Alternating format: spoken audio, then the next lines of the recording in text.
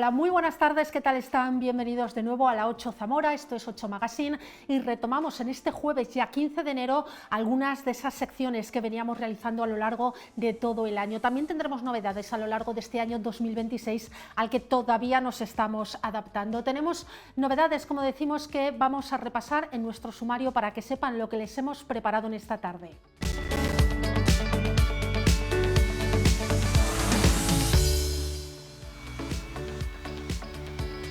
Después de su viaje por Argentina regresa a Sones Zamoranos Luis Pedraza. Con él conoceremos cómo ha sido ese viaje en el que ha acercado el folclore zamorano al país sudamericano.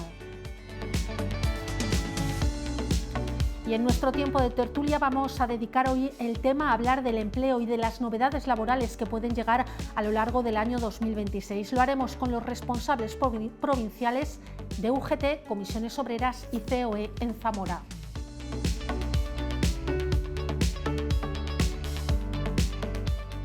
Y tendremos tiempo para disfrutar y acercarnos a la historia, las tradiciones y el arte del barrio de San Frontis. José Ángel Rivera de las Heras acaba de publicar este libro, San Frontis Extraponte.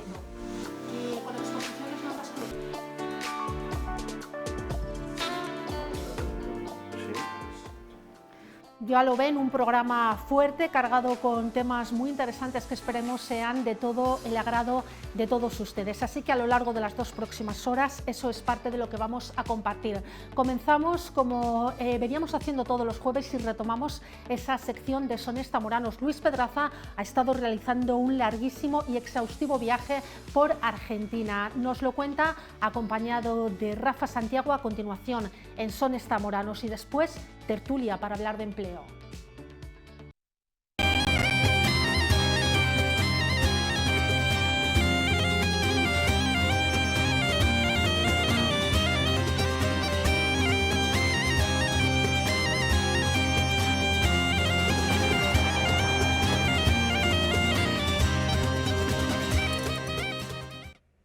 Es el sonido inconfundible de la gaita de Luis Pedraza, que nos vuelve a acompañar después de unos días, de un tiempo, nos vuelve a acompañar en los jueves para hablar de los sones zamoranos. Luis, bienvenido. Bien hallado, como siempre, encantadísimo de volver a estar aquí compartiendo este maravilloso programa y ya en este lado del Atlántico. La verdad es que sí, te iba a preguntar, que lo sé de sobra porque hemos mantenido el contacto. ¿Qué tal? Bueno, lo primero, feliz año. Feliz año. Yo no sé hasta cuándo se puede estar felicitando el año, pero hasta el día 15 más o menos. Más o menos, ¿no? Pero sí, bueno, si hay gente que no ves hasta agosto, en agosto también puedes felicitar también.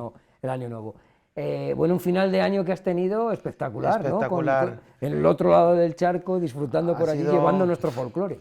Ha sido una experiencia única poder interpretar por primera vez, en mi caso a nivel personal, cruzar al otro lado del Atlántico y además en un país como Argentina, que además era uno de esos países que tenía yo marcado, de si algún día voy al continente americano, todos me gustaría ir a Argentina. Bueno, pues cuadró todo así perfectamente. En este caso la Diputación Provincial de Zamora tenía un compromiso muy fuerte con los zamoranos del otro lado. Quería que, bueno, pues en este caso llevarle la música tradicional nuestra de Zamora en todos los centros castellano y leones y además nuestro centro, la embajada nuestra que digo yo, el Centro Zamorano de Buenos Aires. Y bueno, pues hice ese periplo maravilloso, conociendo gente increíble, he aprendido muchísimo, he conocido a gente muy interesante y de verdad estoy encantado con la experiencia.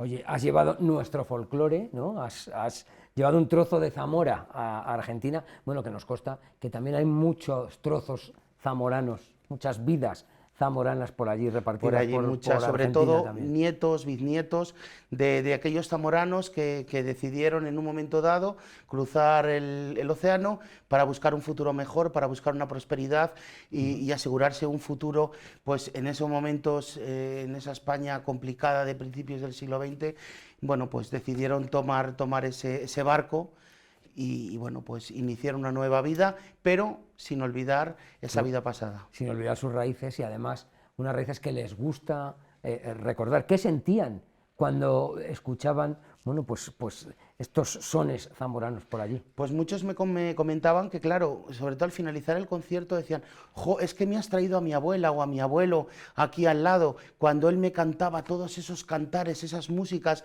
que él aprendió en España de niño y que luego nos cantaba aquí en Argentina, esta noche ha llovido, los toritos, ese tipo de melodías que son tan fuertes y que quedan grabadas a fuego, sobre todo en la niñez. A ellos le quedaba muy sorprendido cómo, bueno, pues cómo le recordaba con esa fuerza. Te estoy hablando de personas de 80 años, Fíjate, 80 y pico años, y te contaban que recordaban a su abuelo cantándole todas esas melodías, y sobre todo, pues muchos de ellos pues con esa nostalgia, ¿no? De querer volver. Algunos han venido, han conocido sus pueblos y bueno, al final de toda la provincia, ¿no? Mira, estamos viendo fotografías de esa Sí, ese visita. es el centro zamorano de Buenos Aires. Ahí estuvimos concretamente en Bolívar, que es otra localidad también al sur de Buenos Aires que estuvimos. Y bueno, pues ahí es un sitio maravilloso. Ahí fuimos a Perito Moreno a conocerlo, a aprovechar a hacer un poquito de turismo, y pude tocar. Además allí me llevé el tamboril de viaje. Ahí está el centro impresionante, el Centro Castellano y Leonés de Rosario, la localidad de Messi. Estuvimos por allí. Y de Di María. Y de Di María, efectivamente, efectivamente. Ahí tenemos las cataratas de Iguazú, justo en la propia caída. Este es el lado argentino. Al día siguiente fuimos al lado brasileño también, que es muy impresionante. Bueno, Mar de Plata, nos vinimos aquí justo al otro lado del puerto de Mar de Plata, en pleno verano, claro. La catedral, en este caso de La Plata, no es lo mismo Mar de Plata que La Plata. Esta es otra localidad que tiene la catedral más grande de toda Argentina, y que es esa, y la segunda más grande de toda América. La más grande está en Ciudad de México. En este caso, ahí estamos también en Rosario, en el río Paraná, que no se acababa nunca. El río Paraná es grandísimo, tenía, bueno, pues kilómetros de un lado a otro, bueno, pasaban barcos y demás. Mira, otro momento muy especial también, que estuvimos en Fermoselle, regalaron desde el pueblo Fermoselle, desde la villa de Fermoselle, perdón, le regalaron una imagen de la Virgen de la Bandera a una parroquia de Buenos Aires, cuyo párroco es nieto de fermosellanos. Bueno. Y estuvimos haciendo ese acto de entronización y estuve tocando ahí en esa iglesia de Nuestra Señora de Montserrat. Aproveché también para hacer algún curso, para enseñar también un poco pues, a toda esa comunidad de descendientes de castellano-leoneses, en este caso en Coronel Dorrego, y bueno, pues aproveché para hacer un curso. Estuve tocando pandereta, cucharas, mortero, instrumentos que ellos, bueno, y ellas tenían en este caso a mano, y disfrutamos mucho esa tarde en ese pequeño curso de instrumentos tradicionales, que además, bueno, nos lo pasamos muy bien. Ahí estamos justamente en La Plata, en esta localidad de La Plata, que está, bueno, relativamente cerca de Buenos Aires, en ese templete. Y bueno, pues además coincidimos con varias casas, con la casa también gallega y de Asturias, la casa de Andalucía, que aprovecharon para hacer un acto conjunto, y bueno, yo fui un poco el colofón y demás. Y ahí tenemos un vídeo, ¿no? Sí, este vídeo se ha movido mucho. En este caso, bueno, pues te puedes imaginar la temperatura que hace ahí, ¿no? Estamos justo enfrente del glaciar Perito Moreno, que no corre, o sea, no tiene en su haber ningún récord, ni es el más grande, ni es el más denso, ni es el más... Es el más bonito. Y ya está. Es el más bonito. Y ya la estética, la cercanía, la accesibilidad que tiene, pues es impresionante. Ya desde fuera, cuando vienes ya justamente unos kilómetros antes, que lo ves justamente ahí plantado, y dices, si esto lo he visto yo por ahí, ahora lo ves justamente. Mucho frío, te puedes imaginar. Sí. Estábamos entre pequeños icebergs, justamente porque iba desprendiendo. Estamos justo porque estamos empezando el verano. Sí. Date cuenta, el verano empieza ahí el 21 de diciembre, ¿no?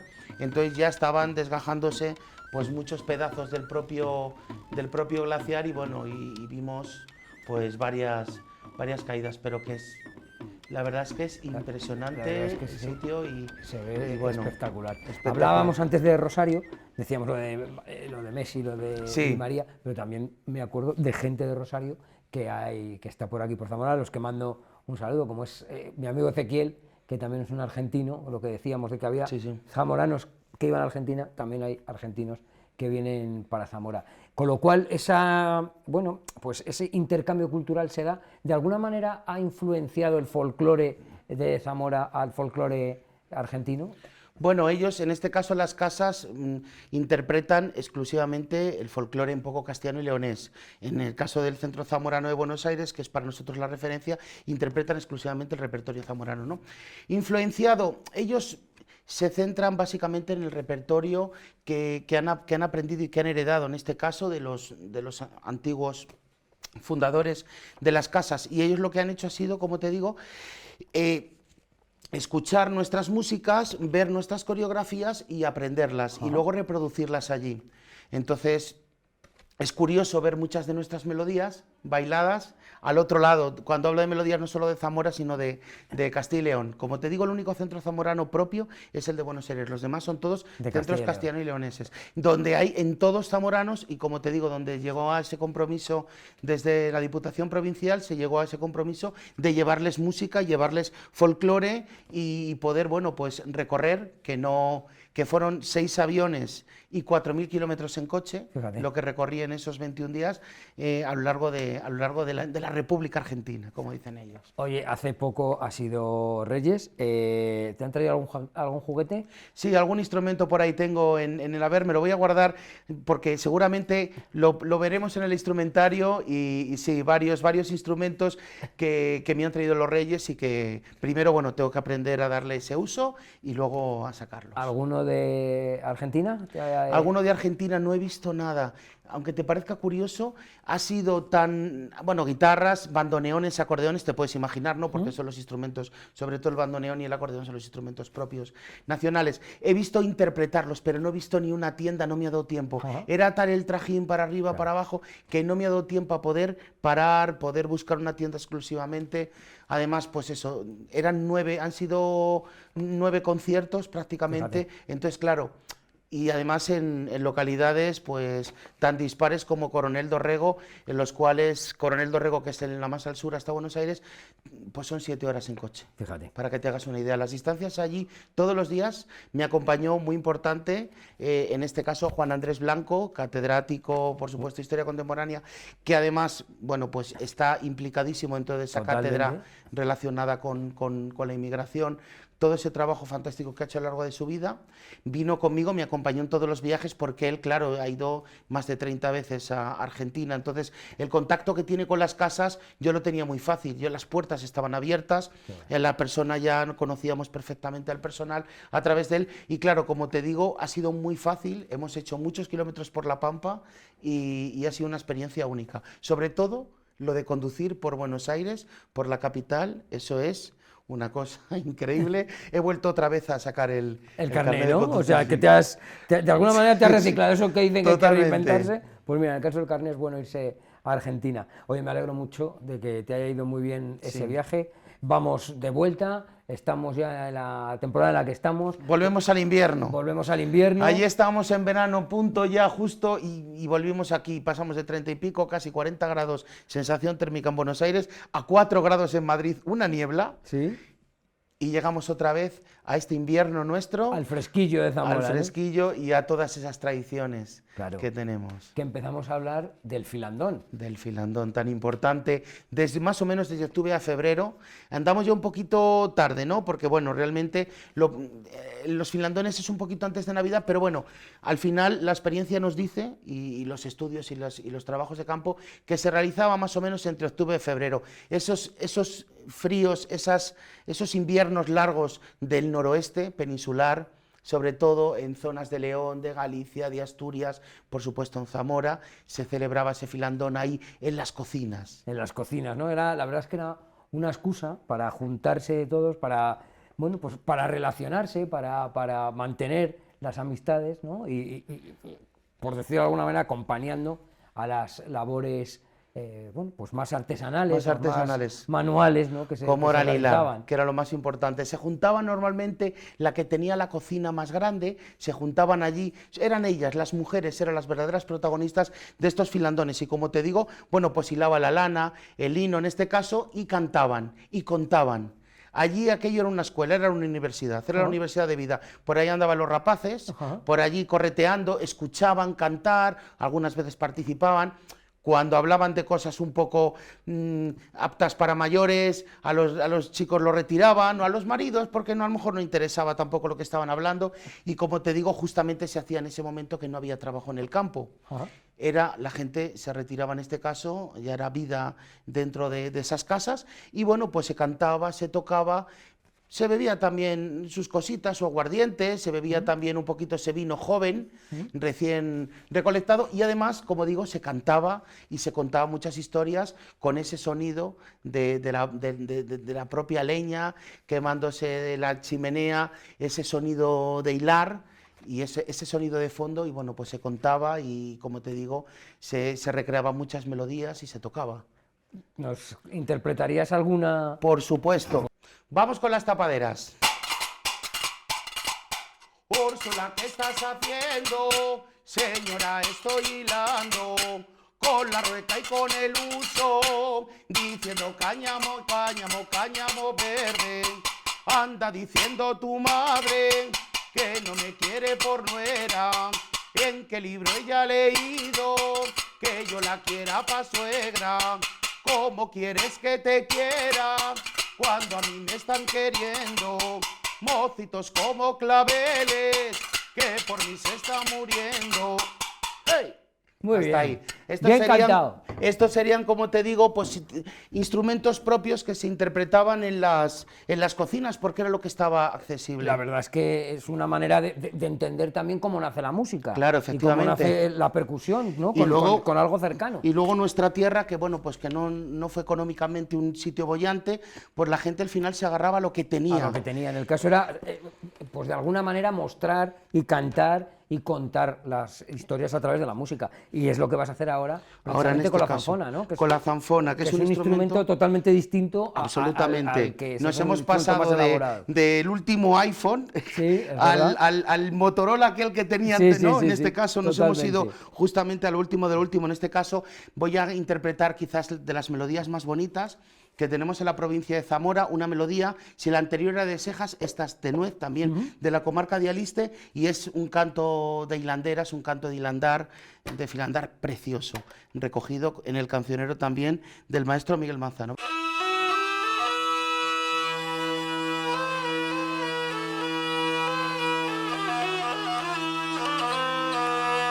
Santas y muy buenas noches, mocitas de ese hilandero. Ya podéis dejar la rueca y repicar el pandero, morena.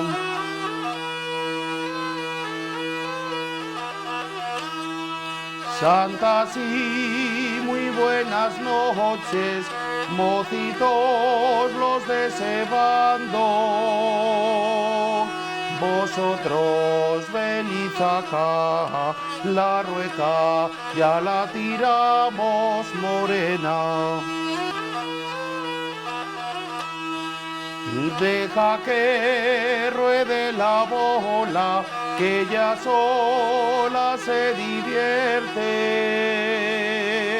que yo también me divierto cuando voy de noche a verte, morena. Ojos azules tenía la mujer que me engañó, ojos de color de cielo, mira tú si fue traición, morena.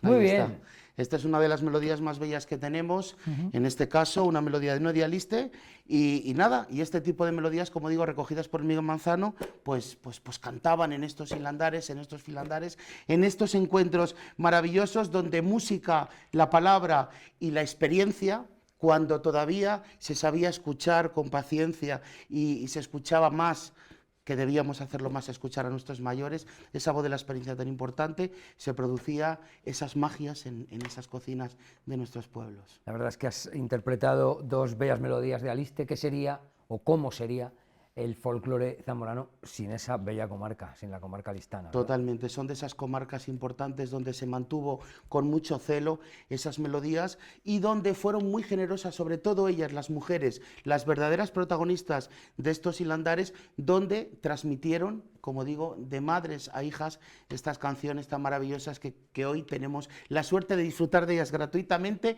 no solo aquí, también poderlas llevar a otros lugares del mundo. Es una gozada, la verdad. Como es una gozada también, pues estas festividades que nos vienen dentro de nada, de hecho este sábado, San Antón, ¿no? San Uno de los Antón. clásicos que marca el inicio del año. Totalmente, ese ermitaño egipcio que bueno, pues que tiene esa, sobre todo la importancia por la protección de esos animales. Date cuenta que los animales, ese acto de bendecir a todos esos animales era porque era un signo de protección y sobre todo durante el invierno era un bien importantísimo para esas familias que en esta época pues decían siempre que la tierra estaba muerta, ¿no? En esta época no, prácticamente no hay mucha labor en cuanto al campo y esos animales eran fundamentales para mantener durante el año a la familia y San Antón, en este caso, era el patrón de esas protecciones a través de la bendición de los animales. Bueno, que en Zamora tenemos cofradías, ¿no? En Zamora, Sí. Zamora capital, Zamora provincia, varias cofradías de San Antón. No solo son las santantonadas, Sí, que ya sí, es sí. un clásico también, sino que también, bueno, pues, También pues es tenemos una las manera cofradías. de juntarse todos, ¿no? Y además con música, en este Sí, sí. caso, que es lo que nos compete. Muchas de esas procesiones van acompañadas de música a lo largo de esta semana, este final de semana y el fin de semana, pues verán esos blusones con esas boinas, con esas roscas, el burro, etcétera, recorrer las calles y además justamente también igual con la propia cofradía de San Antón de aquí de Zamora, donde, bueno, pues tocaré ese sábado, saldremos de la procesión de San Vicente a las 4:30 de la tarde y ya iremos, bueno, pues a recorrer esa zona, sobre todo ese casco antiguo y esa zona en torno a esa iglesia de San Vicente, en procesión y nada, celebrando y festejando, porque, bueno, pues es lo que toca y es lo que tenemos más importante en nuestra vida. Totalmente celebrar la vida, celebrar el paso del tiempo y cualquier excusa es buena para juntarse, para disfrutar y también para recordar a los que no están. Luis, un placer como siempre. Un placer. La verdad es que se pasa el tiempo volando estando Pues sí, contigo. ya estamos en enero y encantados. Y ya vamos a por la semana que viene a ver qué sacamos por ahí. Sí, la semana que viene, además con fuerzas, que hemos estado ahí un tiempo sin poder estar con el programa por distintas circunstancias, pero hemos cogido Ahora ya con cogemos una carrerilla. fuerza total, Claro que sí. con las pilas recargadas, tú en este caso también desde Argentina, así que Nada. con ganas de volver. Encantado y vamos a por el 2026. Totalmente. Luis, hasta el próximo jueves. Y ya saben, esta ventana que abrimos o estos oídos que también hacen que prestemos más atención a lo que somos, a lo que manifestamos a través de la música y que de alguna manera se ve aquí en Sones Zamoranos.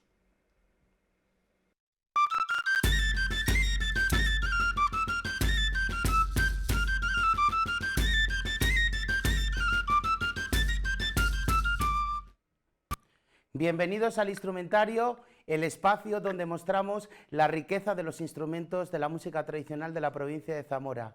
Hoy os voy a mostrar esta huesera acompañada de flauta y de esta castañuela que pues prácticamente está extendida por toda España. Es un instrumento, la huesera, también llamada rabel o también llamada ginebra. Es un instrumento extendido por toda la península ibérica, hasta el punto de que en Tierra de Campos hay un instrumento similar que está hecho con caña, ¿no? Solo en la zona de Tierra de Campos, pero habitualmente se utilizaban estos huesos de cordero. Entonces voy a interpretar hoy una melodía que aprendimos del gran Pedro Yebra, del tío Perico, del pueblo de Trabazos.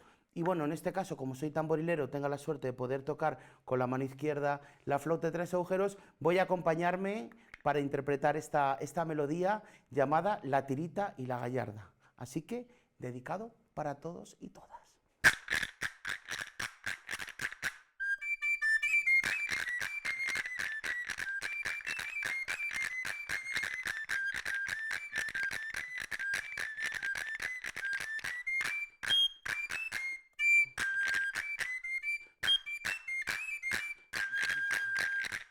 La tirita y la gallarda, la que baila el perdigón, la que rompe los zapatos, se pelleja de ratón. Tralara, larara, tralara, lara, la tarita timporra, la tarita tintan, tarita timporra, la tarita tintan.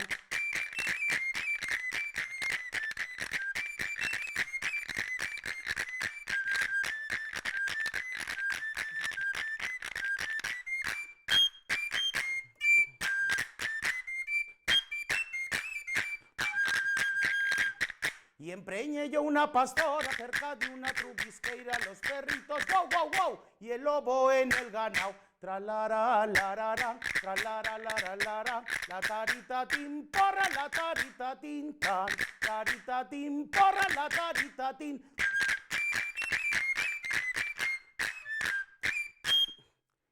Y hasta aquí el instrumentario de hoy.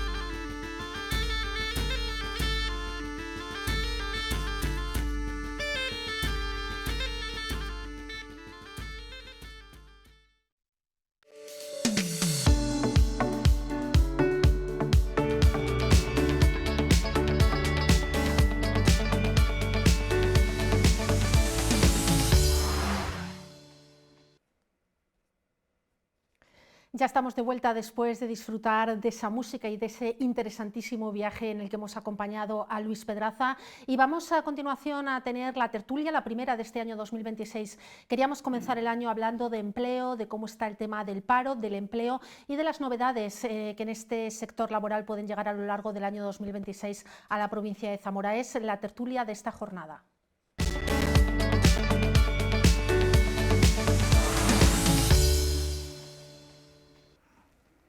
Y para hablar de este tema nos acompañan ya en plató Juan Escudero, secretario provincial de UGT. Buenas tardes. Hola, buenas tardes. Está Ángel Hernández, es el secretario general de la COE en Zamora. Muy buenas tardes. Hola, buenas tardes. Y también Jesús Carretero, el secretario provincial de Comisiones Obreras, sindicatos, patronal, acompañándonos en esta tarde. Bueno, pues para hablar de ese tema, cerrábamos el año 2005 con esos datos del paro que conocíamos a principio de enero, y yo creo que es el primer asunto que podíamos ir analizando. Descenso ligero del paro en diciembre y a lo largo del año un descenso de en torno a unas 500 personas. En estos momentos hay 8.200 parados en la provincia de Zamora. ¿Cómo valoráis estas cifras y cómo ha ido transcurriendo el año? Si quieres empezamos, Juan, por la parte norte de la tertulia. Perfecto, pues bueno, 8.211, como bien dices, que rompe la tendencia a la baja, como veníamos haciendo desde el mes de septiembre, si no recuerdo mal. Pero yo creo que ahora nos lo confirmará el compañero Ángel, que ha sido escasa la contratación en el campo de comercio y hostelería esta campaña navideña. Yo esperaba, la verdad que esperaba que bajara bastante más, pero bueno, viendo las cifras, pues ni tan mal, porque vemos que somos creo que la única provincia de Castilla y León que habíamos bajado. Así que... Si es verdad que el mes de diciembre se solía crear empleo precisamente por esa contratación navideña, se ha creado muy poquito y todo en el sector servicios, es decir, el poco que se crea es ahí, pero ¿cómo ha sido la contratación, Ángel? Bueno, yo creo que sí tenemos que valorar positivamente los datos de paro, no solamente los datos, la fotografía ahora, que me parece que en el último mes de diciembre Zamora, después de Salamanca, es el que mejor comportamiento ha tenido en paro de Castilla y León. Luego también la tendencia del histórico de las cifras de paro desde la pandemia, que nos movíamos en cifras de en torno al 20%, a un 12% en el que estamos ahora, pues pone de manifiesto que ha sido una evolución plurianual en un periodo de tiempo que comentamos, pues creo que se puede valorar como una evolución positiva. Y no solo por la pandemia, porque ya en el año 17 o 16 las cifras de paro también estaban en torno al 20%. Con lo cual, esta evolución del paro, la reciente reducción del paro en este último mes, también muestra una tendencia que yo creo que a lo mejor estamos en condiciones, luego no tenemos la bola mágica, pero estamos en condiciones también de decir que el año 2026 va a ser un buen año de paro. Me preguntabas con el tema de las contrataciones. Bueno, pues las contrataciones, el comercio no ha tenido un mal comportamiento, es decir, no tenemos cifras, pero sí interactuamos con los comerciantes y nos dicen que el tal le ha ido y con carácter general hacen una valoración positiva tanto de la campaña de Navidad como la previsión de la campaña de rebajas y las contrataciones han ido atendiendo a las necesidades que ha ido este sector, pero no podemos decir que ha sido un periodo malo este reciente en el sector de comercios. Y bueno, el sector servicios es donde mayor se acumula un mayor número de parados, pero que tiene mucho que ver con la economía. Nuestra economía es una economía de demanda interna, donde tiene un peso muy relevante el sector comercio y el sector servicios. ¿Cuál es el análisis que hacéis, Jesús, desde comisiones? Pues hombre, el análisis, evidentemente, el paro ha sido, llevábamos casi 2 décadas que no bajaba tanto, tanto la contratación como, la afiliación como el paro ha bajado. Hemos acabado el año con un 6,30% menos que en el año 2024 y sí que es verdad que el desempleo sigue teniendo el rostro femenino, ya que 6 de cada 10 personas desempleadas son mujeres. Enseguida analizamos esos datos un poco por sectores y también esa parte del paro femenino, pero sí que quería ver un poquito esa tendencia que parece que en los últimos años, no sé si en los 2 o 3 últimos años, el paro va bajando anualmente. Es lento, la verdad es que no es un descenso que digamos podemos tirar cohetes, pero sí que parece que hay un descenso del paro continuado y si eso puede darnos unas buenas perspectivas, como decíais, de cara al año 2026. 2026, perdón. Por estas fechas, el año pasado, la perspectiva era el poder bajar de los 8.000 desempleados a lo largo del año 25 y en el mes de agosto, julio y agosto se consiguió. Y yo este año auguro el poder bajar de 7.000, sería un éxito en el tema de empleo, viendo que cada vez tenemos menos población en Zamora y el empleo que tenemos es el que es sector servicios, poca agricultura, poca construcción, que yo creo que es la que deberíamos de incentivar ahora desde las propias administraciones, porque si estamos esperando que venga la inyección de Monte la Reina, no podemos esperar a que estén aquí para empezar a construir. Tenemos que tener vivienda suficiente para abordar la cantidad de personas que esperamos que lleguen a Zamora en un periodo corto ya de tiempo. Es verdad que las administraciones han destacado todas que el año 2026 y sobre todo a lo mejor más de cara a 2027 porque se está empezando a trabajar tanto en Monte la Reina como en ese polígono industrial en Monfarracinos e incluso el Puerta del Noroeste en Benavente. Puede haber en los próximos 2 años un impulso importante, eso esperemos, ¿no? de la población y del trabajo en la provincia de Zamora y hay que comenzar a sentar bases, ¿no? que deberían de sentarse en este 2026, Ángel. Sí, hay que decir también que las cifras de paro están en sintonía con las cifras del resto de Castilla y León y de sintonía con la media a nivel de país. Efectivamente, son 3 proyectos importantes que los efectos pues será muy difícil que se noten en el 2026, pero sí es verdad que tendremos que tener en cuenta estos proyectos y también la suma de muchos proyectos más pequeños, de proyectos empresariales, fomentando que haya un hábitat empresarial, un contexto empresarial favorable y que incentive a que las empresas inviertan en Zamora. Son muchas las ventajas competitivas que tiene Zamora a la hora de invertir. Nosotros hemos desarrollado el proyecto junto con Diputación y Cámara de Comercio de Zamora Destino Vital, donde hacemos un desarrollo de todas las ventajas competitivas y tenemos ventajas competitivas. Hemos tenido encuentros con emprendedores y promotores del país y de fuera del país y lo ponen también de manifiesto.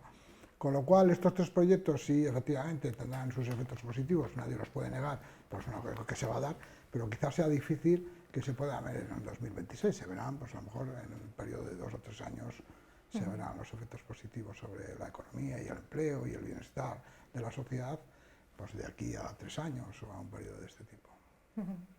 ¿Buenas perspectivas para el año 2026 o un poquito más plazo? Pues hombre, esperemos, como bien ha dicho el compañero Juan, la perspectiva intentar llegar a los 7.000 desempleados, ¿vale? Evidentemente, tanto el proyecto de Monte la Reina como la Puerta del Noroeste, como dice Ángel, generará empleo, pero será un empleo a largo plazo, no va a ser inmediato. Entramos ahí a ver cómo se distribuye el empleo y el paro en la provincia de Zamora por sectores, porque es verdad que tanto la mayor parte del paro como cuando se genera empleo está ligada al sector servicios. Zamora sigue muy parada en construcción, muy parada en industria, y es verdad que la agricultura, aunque parezca que no tenemos un sector primario muy fuerte, es verdad que el número total de empleados, bueno, pues es bastante bajito. Un poco cómo analizáis esta estructura que se puede mover muy poco, al final demasiado dependiente del sector servicios. Hombre, hay que pensar que lo que era el comercio tradicional lo ha ido absorbiendo el comercio por las redes sociales, ahora redes sociales, vamos por internet. ¿Y qué es lo que sube? Está subiendo el sector transporte. Estamos viendo que nos encontramos sin conductores de vehículos pesados, sin conductores de trabajadores para furgonetas, en paquetería, o sea, estamos viendo cómo el propio comercio se está adaptando para ser punto de recogida y de entrega de material. Y claro, todo eso nos está obligando a reciclarnos, pero lo que digo, tenemos que ir previendo lo que nos viene. No podemos estar a expensas de que cuando nos viene nos pilla desangelado, nos pilla sin materia prima, nos pilla sin conductores, nos pilla sin vivienda, que estamos ahora mismo con unos precios de alquiler que parece que vivimos en Madrid, cuando tenemos sueldos de Zamora, que eso la verdad que hay que tenerlo un poco. Y además muy poquita vivienda en alquiler, es muy complicado alquilar, tanto en Zamora como yo creo que incluso peor en la provincia, está la cosa muy complicada. Si no hay empleo estable y el alquiler es abusivo, pues entonces es una bomba de relojería. Se nos puede volver en contra en cualquier momento. Ángel, ¿dependemos demasiado del sector servicios? ¿Cómo lo veis vosotros? Bueno, es una economía que tiene esta estructura, pero la tiene de años, de muchos años. Entonces, como yo lo he dicho antes, al principio es una economía de demanda interna, se produce poco, sino que se mueve a partir del valor añadido que generan los intercambios y la propia demanda. Es una economía propia del sector comercio y del sector servicios. Y revertir esta situación es muy complicado, es muy complicado.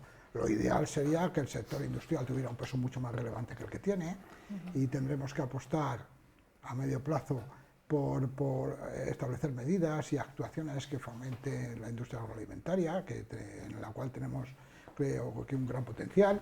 Después también tenemos una oportunidad con el tema del sector energético, ahora con el hidrógeno verde estamos en una posición de ventaja también competitiva. Entonces también yo creo que es un sector en el que tenemos que apostar a futuro, y el sector tecnológico.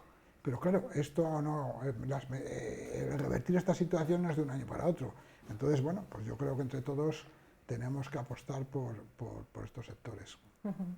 Jesús, cuéntanos, temas sectores. Pues es que al final es verdad que el motor principal en Zamora es el sector servicios. Necesitaríamos precisamente políticas públicas para intentar reindustrializar la zona, la provincia, y no depender exclusivamente de periodos estacionales, que es lo que abarca prácticamente el sector servicios. ¿Qué podríamos hacer, qué se podría hacer en este sentido, tanto para que pudiera haber una mayor demanda de industria como de construcción en la provincia de Zamora? Pues es que finalmente es potenciar la reindustrialización, intentar por todos los medios que haya más, por parte tanto de las instituciones públicas, que haya cooperación para intentar, pues, por ejemplo, el tema de los alquileres, el tema de los locales, pues intentar también, evidentemente, que haya un precio más equitativo acorde a los salarios que tiene Zamora. Es verdad que con el tema de los locales, Ángel, en Zamora tenemos otro de los grandes problemas, que es verdad que se va a veces a alquilar locales en el centro de Zamora y tienen unos precios, no sé si vosotros habéis analizado esa situación. Sí, es verdad que tienen unos precios, es decir, la evolución de los precios de los locales no ha ido al mismo ritmo que ha ido pues, la disminución de este costo, de este input, con carácter general en todo el territorio nacional. Pero nosotros ya en su día propusimos que de alguna manera, pues aquí medidas, pues pueden ser medidas de tipo fiscal, que incluso propusimos en su día al ayuntamiento que hubiera bonificaciones en aquellos tributos que gravan la propiedad, como por ejemplo el IBI, estableciendo bonificaciones cuando rotan estos y no están vacíos, y a lo mejor en un periodo inferior a 6 meses los locales son alquilados y que tengan bonificaciones en el IBI. Pero bueno, está el mercado, que el mercado lo regula en un porcentaje altísimo, es decir, las administraciones pueden influir, pero la capacidad que tienen de influir es la que tienen. Al final es el mercado el que marca... Entonces el mercado es el que marca la pauta. Entonces, bueno, pues bueno, sí, habría que fomentar. Ese hecho se da, pero el mercado no termina de poner a los propietarios de los locales en la posición de disminuir los precios de estos locales. Entonces, bueno, pues habría que intentar ver la posibilidad desde la tributación local, porque es la que podemos abordar. A través de estas bonificaciones que comento y otras que se nos pudieran ocurrir, fomentaran al propietario del local pues, a alquilar el local. ¿El comercio de Zamora se está adaptando a esa venta por internet que nos decían antes? Al final tienes que tener esa doble funcionalidad, ¿no? El tener el comercio abierto, que es verdad que siempre se ha destacado la importancia de que puedas acercarte, hablar, tocar, pero es verdad que no puedes olvidar la venta por internet. En ese sentido, ¿cómo se está comportando el comercio zamorano? Pues se está comportando, entendemos que se está comportando bien y que en este tiempo el comercio de Zamora no es ajeno a esta situación, y al final los que están detrás de los comercios son empresarios que observan los cambios que se tienen que producir en la gestión de su empresa para seguir continuando y seguir en la actividad. Es verdad que el comercio online ha sido y sigue siendo una gran amenaza del comercio, pero bueno, nosotros junto con el Ayuntamiento llevamos desarrollando un proyecto de digitalización desde hace más de 4 años y que tiene una importante aceptación en los comercios, y que es un proyecto que consiste básicamente en que un especialista en digitalización, un técnico en digitalización y en comercio electrónico, visita los comercios, establece un diagnóstico inicial y junto con el comerciante in situ tratan de proyectar una situación ideal a la cual se puede llegar, interactúa con él en distintas visitas y en distintos asesoramientos para conseguir esto. Y ha tenido una aceptación, y de este proyecto deducimos o concluimos todos estos años que el comercio de Zamora se está adaptando a esta situación también de comercio online, pero bueno, también es difícil. Por esa relación que tenéis con ellos, me imagino que a lo mejor no tenéis el dato exacto, pero cuando charláis con ellos os dicen qué tanto por ciento de las ventas en estos momentos se producen a través de internet. Pues la mayoría es comercio presencial, porque su naturaleza es la de comercio presencial, y el comercio electrónico con carácter general es un accesorio a la actividad principal, porque el comercio online, en el mercado del comercio online, es todavía muchísimo más competitivo que el mercado del comercio presencial. Es decir, hay que tener una estructura financiera y de todo tipo para poder competir en el comercio online muy potente, que el tamaño de las empresas individuales de comercio en Zamora, pues ni en Zamora ni en ningún sitio lo tienen. Por lo tanto, se tienen que centrar en el comercio presencial, y además yo creo que es un consejo que todos los expertos se lo dan. Tú te tienes que centrar en el comercio presencial porque tú no tienes ni tamaño ni capacidad financiera suficiente para tener un mercado mucho más competitivo, que es el mercado del comercio online, y en el cual pues, bueno, están las grandes plataformas y los grandes operadores que no vas a poder competir nunca con ellos. Pero sí es verdad, y ya no solamente el comercio electrónico, sino lo que es el concepto de digitalización de manera global, lo tienen que observar, y yo creo que sí lo están observando. Tenemos un comercio muy competitivo en todos los aspectos, en relación calidad-precio, en digitalización, y comerciantes que son excelentes empresarios y que se adaptan a todas estas necesidades que le vienen. Una de las características del empleo en toda la provincia de Zamora, cuando hablamos de la tasa de actividad, es muy baja. La tasa de actividad de Zamora siempre ha estado entre las más bajas del país, muy fundamentalmente cuando hablábamos, lo señalaba antes Jesús, de las mujeres, ¿no? ¿Cómo veis esa tasa de actividad? ¿Cómo afecta en el día a día el empleo de Zamora y cuál es la situación fundamentalmente de las mujeres, Jesús? Pues evidentemente, tanto a nivel de desempleo, siempre el porcentaje está en torno al 60-40. ¿vale? Siempre el 60%, tanto en el desempleo como en los contratos, son para los hombres y el 40% para las mujeres. Al revés, perdón. El 60% tienen a la hora de la contratación se contrata el 60% de hombres y a la hora del desempleo tiene más desempleo las mujeres. ¿Es algo voluntario? ¿Las mujeres no quieren trabajar o es algo forzado? ¿Las mujeres tienen más difícil trabajar?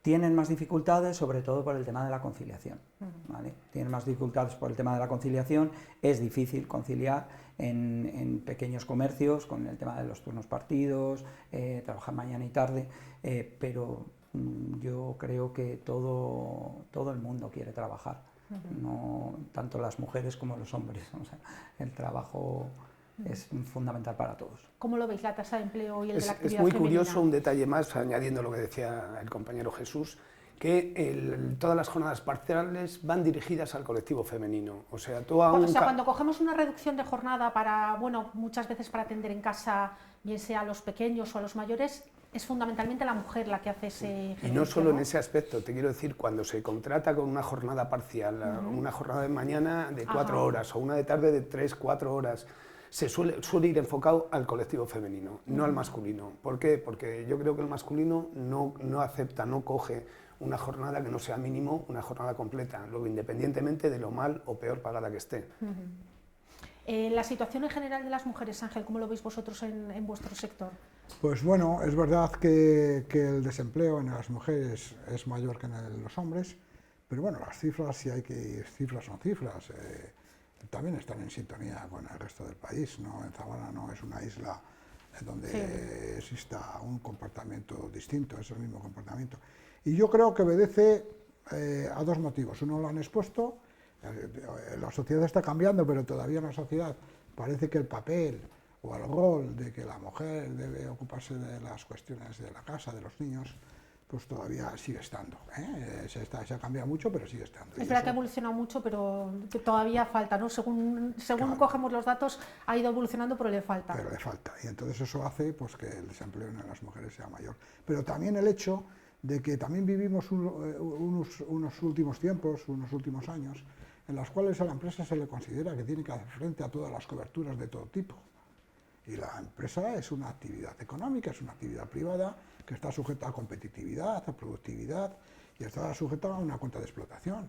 Quiero decir con ello que las coberturas, en el caso de ser mujer, por el nacimiento de hijos, etcétera, etcétera, pues son mayores que en el caso de un hombre. Entonces un empresario, cuando tiene que decidir contratar a un hombre y a una mujer en igualdad de capacidades y de situación, pues hombre, estos otros factores también, y quiero que se me entienda, el hecho de que el Estado o la Administración hace que la empresa tenga que hacer frente a todas estas coberturas, cuando hay muchas que por naturaleza, por igualdad, etcétera, en la que estamos de acuerdo que tiene que haber una igualdad, pero serán coberturas que se tengan que observar desde la Administración pública y no tanto delegarlas o trasladarlas a la empresa privada, en este punto y en otros muchos. Entonces, bueno, pues este también es otro factor que influye en el hecho de que el desempleo en mujeres sea mayor que en el de hombres. En cuanto a la contratación indefinida, que es verdad que ha habido cambios importantes también en los últimos años, cambios en la legislación, ha ido aumentando, no sé si todo lo que se esperaba, si puede mejorar. ¿Cómo veis esa contratación indefinida en la provincia de Zamora? Pues hombre, es un dato positivo que a día de hoy, el 30% de los contratos son indefinidos frente al 10% que había hace algunos años. El reto es que la contratación indefinida, entre más el porcentaje sea más alto, mejor. Pero sí que ha evolucionado muy positivamente la contratación indefinida. ¿Cómo lo veis, Juan? ¿Cómo lo veis vosotros? Pues de la misma manera. Entendemos que está bien, que la evolución va más o menos bien, pero que nos gustaría que fuera más rápida. La conversión de contratos temporales en indefinidos, pero bueno, como bien decía el otro día con una autoridad de la Inspección de Trabajo, que al fin y al cabo el indefinido, cuando se le quiere poner fin, se le paga y estamos hablando de que son contratos que queda muy bien de cara a la galería, pero más o menos se sigue contratando y despidiendo de la misma manera que antes. Ahora bien, quería meter también en la conversación el tema de la prevención de riesgos laborales, que está muy ligada también al mundo del empleo y que llevamos con una ley desde el año 1995 que que no contempla muchos de los riesgos y muchas de las enfermedades profesionales que están padeciendo ahora mismo los trabajadores y que no se ve vías de que lo vayan a solucionar de manera inmediata. Y sí que hay que pedirle a las administraciones que eso tienen que regularlo, tienen que actualizarlo y tenemos entre todos que procurar que no haya fallecimientos como este año pasado, que se nos imputan 2, aunque realmente es 1 en la provincia de Zamora, y 1.770 y tantos accidentes laborales, que yo creo que son una barbaridad para el empleo que hay en Zamora, que eso hay que corregirlo, hay que ponerle medios, hay que... Actualizarlo, ¿verdad? Es verdad que una ley, tal y como ha evolucionado el trabajo, que no tiene casi nada que ver el trabajo actual con el de hace 20 o 30 años, esa ley tiene que evolucionar, ¿no? Depende, supongo, del Ministerio de Trabajo directamente, o sea, es donde sí que parece que en los últimos meses se está comenzando a hablar, al menos de la necesidad de cambiar esa ley, y no sé si lo esperáis a corto plazo o al menos para este año 2026. Nos gustaría que fuera este año 2026, pero es que estamos hablando que en el año 1995 los teléfonos móviles solo servían para hablar. Quiero decir que ahora mismo la desconexión digital, bueno, los riesgos psicosociales que hay en los trabajos no tienen nada que ver con lo que había en el año 95 y no está regulado. Y algo que no está regulado, pues al final acaba siendo una barbaridad de bajas que no computan como enfermedades profesionales. ¿Cuáles son los principales problemas, ahora que habéis sacado ese tema, que os encontráis o que os llegan a los sindicatos cuando las personas tienen esos problemas dentro de, bueno, pues un poco la falta de cuidado en esas relaciones laborales? ¿Cuáles son las principales quejas que os llegan por parte de los trabajadores a los sindicatos? El acoso laboral sobre todo. O sea, cuando el empresario se levanta con el pijama de rayas y reparte y al día siguiente no pasa nada, volvemos otra vez a la normalidad, pero bueno, todo eso una vez vale, 2 veces vale, pero es que cuando se convierte en algo continuado, esos trabajadores acaban o bien por cambiar de empresa o bien por coger una baja por una baja psicológica, porque, bueno, pues una cosa es aguantar al usuario, al cliente, tal, pero que encima te venga de arriba o de al lado, de algún compañero o de algún cargo superior, que te vengan un acoso en el que no tienes pies ni cabeza, pues hombre. Es difícil sortear ese tipo de actividades porque no se ven. Esas van Jesús, ¿a vosotros cuáles son ese tipo de problemas que os llegan por parte de los trabajadores? Pues un poco la línea de lo que dice el compañero Juan, el tema de los riesgos psicosociales, precisamente por eso, pues, esa presión, el tema de la desconexión digital, todo influye, y al final que estar en un constante estrés, en un constante cuidándote y mirándote la espalda, pues al final pasa factura y el trabajador lo pasa mal. A vosotros, Ángel, por la parte de la patronal, un poco cómo veis todo ese tema de riesgos laborales. Bueno, nosotros entendemos que un elemento fundamental es prevenir la salud de los trabajadores, y es verdad que también en los últimos años el histórico pone de manifiesto que hay menos accidentes laborales y hay menos cuestiones en el tema de la prevención. Pero bueno, nosotros también entendemos que en el ámbito normativo hay que buscar también el equilibrio. La empresa también necesita flexibilidad en el ámbito del riesgo laboral y en todos los ámbitos. Y que también en esta cuestión tampoco, como en todas, no se puede demonizar al empresario. Es decir, habrá empresarios que efectivamente no tengan una conducta, y en temas tan delicados como el acoso laboral, etcétera, no tengan una conducta ejemplar, pero también es cierto, y no es el tú más que incluso en otros ámbitos como el político se da, pero también es cierto que por eso la necesidad de ese equilibrio. También es cierto que también hay muchos trabajadores, porque el absentismo laboral es un problema brutal. Yo creo que ahora mismo en el ámbito laboral el principal problema es el del absentismo laboral. El absentismo laboral hace que en el territorio de España hay un informe de AMAT que estamos valorando para establecer conclusiones también nosotros, pero hay 1,5 millones de personas al día que están de baja. En los últimos 7 años se ha incrementado el absentismo un 57%. Esto produce unos costos, no solamente para las empresas, sino para el país, que son inmensos. Entonces, nosotros en el ámbito empresarial, en el ámbito de las organizaciones empresariales, junto con otros, siempre se habla de que en la actualidad el principal problema ahora para las empresas en este ámbito laboral es el tema del absentismo laboral. El absentismo laboral, además de producir unos importantísimos costes para la empresa, evita o dificulta la organización y la planificación del trabajo, hace que la empresa disminuya su competitividad, disminuya su productividad, y además tiene, como digo, importantes costos también para el Estado. Por una parte la sufragan las empresas y otra la sufraga el Estado.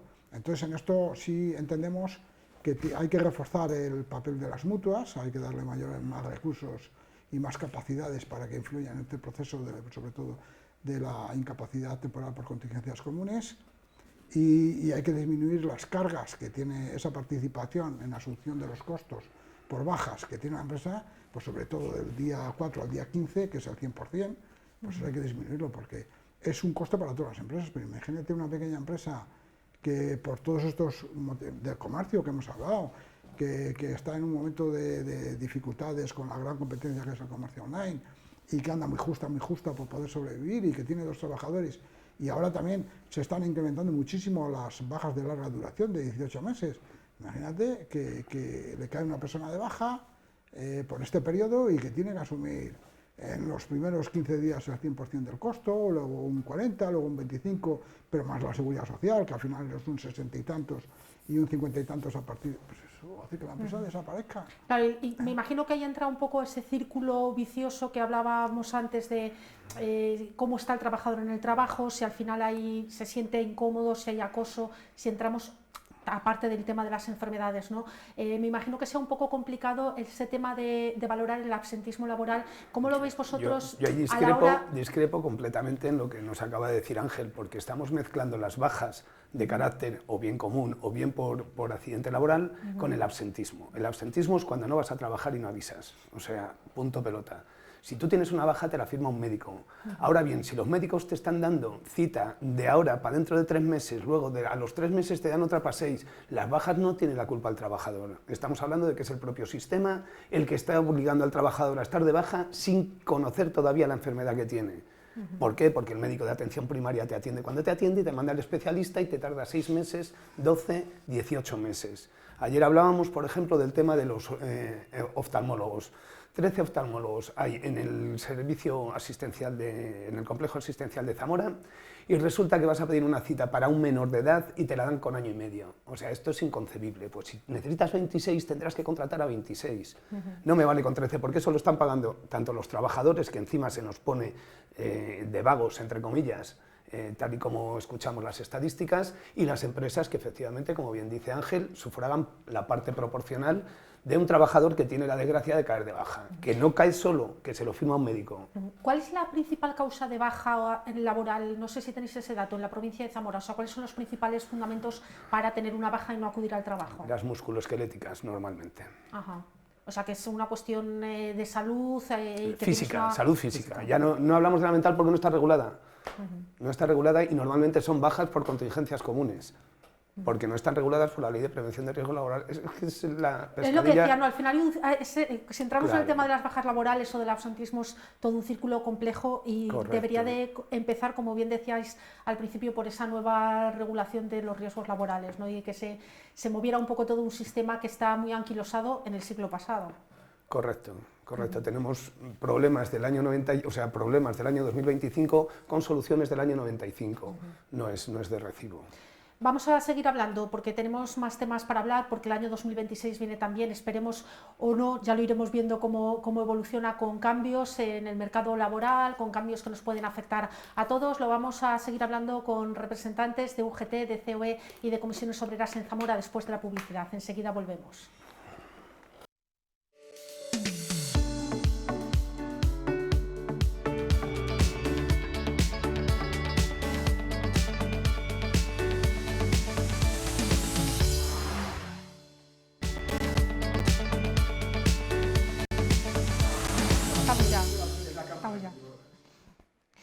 Bueno, pues seguíamos en este pequeño parón de publicidad, seguíamos hablando y debatiendo internamente sobre ese tema de las bajas laborales y del absentismo, y decíamos, bueno, cuando se ponga en marcha esa posible nueva legislación tendremos que hablar, porque es verdad que es uno de los temas que daría para hablar largo y tendido con más detalle. A ver si a lo largo de este año se puede retomar ese tema, porque sí que quería hablar también de otras novedades que pueden llegar o no, como decíamos, a lo largo del año 2026. Para los trabajadores y para las empresas, que sí está aprobado y llegará a este año 2026, es ese aumento de la maternidad y de la paternidad en 2 semanas más. ¿Cómo valoráis, ¿no?, ese aumento importante que ha habido también en los últimos años cuando se tiene un hijo o una hija, tanto para mujeres como para hombres, el poder dedicar más tiempo a ese cuidado de los recién nacidos? Jesús, por ejemplo. Pues hombre, es una gran noticia que evidentemente se puedan ampliar el número de, vamos, el permiso, tanto por un lado o por el otro, porque entre más tiempo se pueda estar con el menor de cara a los primeros días de vida, pues fenomenal. Se ha aumentado sobre todo de una forma más notable en los hombres, ¿no? Yo creo que buscando esa conciliación que hablábamos antes, que parece que nos cuesta mucho en este país, ¿es positivo que sean también los hombres los que empiecen a quedarse en casa? Totalmente positivo, porque hay que recordar que el cuidado del menor no tiene que depender exclusivamente de la mujer. El menor es de ambos progenitores y ambos progenitores tienen que cuidarlo. Ángel, desde el punto de vista de la empresa, ¿cómo vemos esas bajas? Bueno, desde el punto de vista de la empresa hay que tener en cuenta una premisa, que es que esto supone un costo directo, no indirecto, un costo directo para la empresa. Todo lo que sean retribuciones o permisos va a suponer, esto se traduce en dinero para la empresa. Y lógicamente desde el mundo de la empresa pues entenderíamos que no 2 semanas o 3 o por qué no un mes o un mes más de lo que hay. Es una situación que se tiene que valorar por naturaleza positivamente. Pero claro, no olvidemos la primera premisa, que supone un costo. Y estas medidas se adoptan sin tener en cuenta la posición de la empresa y el costo que supone para la empresa. Entonces, hay que abordarlas también teniendo en cuenta este factor, como en cualquier cosa.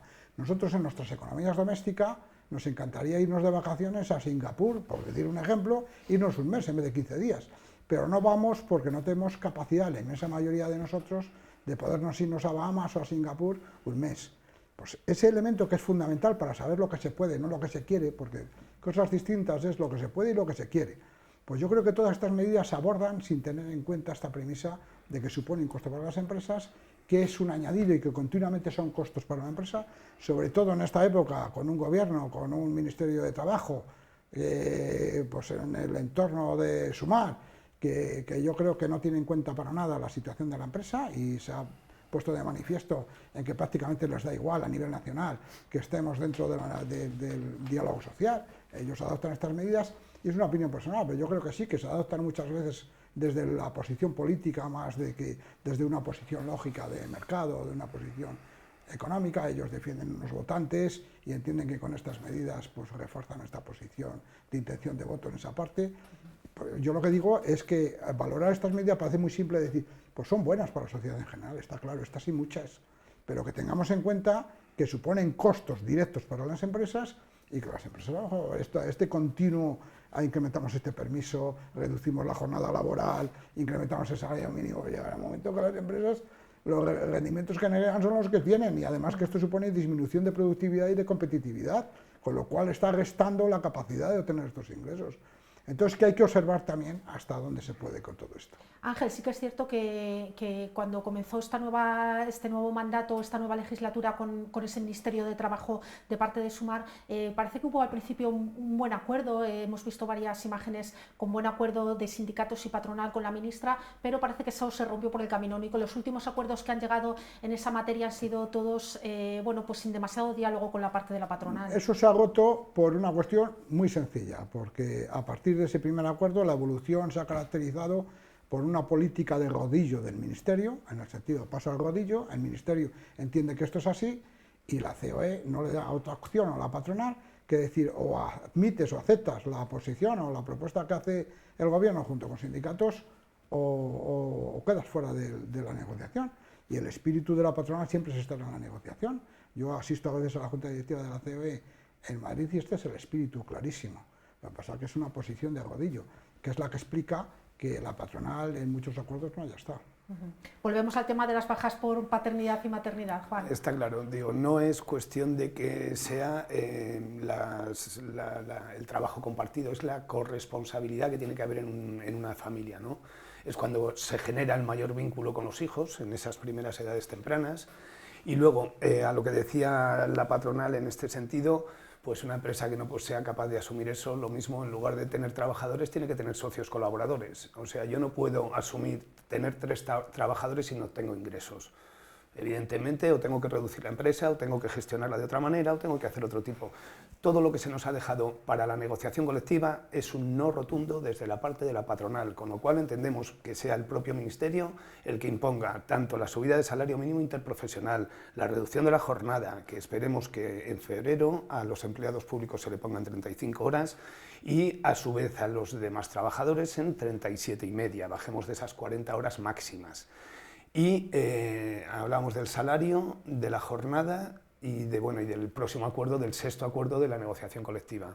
Precisamente uno de los asuntos por el que os iba a preguntar es esa posible reducción de la jornada laboral que ya el año pasado se llevó al Congreso, no ha salido adelante, se supone, como bien dices, que volverá al Congreso en este año.